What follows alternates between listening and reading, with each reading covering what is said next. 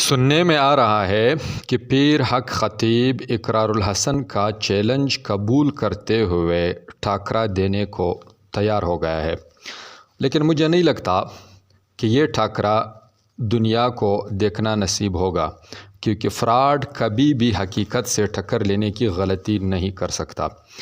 اقرار الحسن ایک تجربہ کار صحافی ہے، مضبوط ثبوت اکٹھے کیے بغیر وہ کبھی بھی کسی بل میں انگلی گھسانے کی کوشش نہیں کرتا۔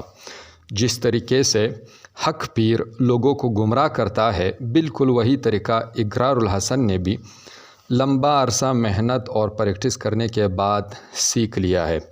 لہٰذا مجھے یقین ہے کہ ناحق پیر کسی نہ کسی کا بہانے بھاگ جائے گا۔ بہت سارے لوگ تعویذ کے شرعی حکم کے بارے پوچھتے ہیں۔ ان کی خدمت میں عرض ہے کہ صحیح تعویذ جس میں قرآن کی کوئی آیت لکھی ہو زیادہ سے زیادہ محض جائز ہے، لیکن آج کل جس طرح صحیح اور غلط تعویذات کی پہچان ختم ہو گئی ہے، بلکہ تعویذات اور دم کرنے والوں کی اکثریت غلط لوگ ہیں، صحیح تعویذ اور دم کرنے والے آٹے میں نمک کے برابر رہ گئے ہیں۔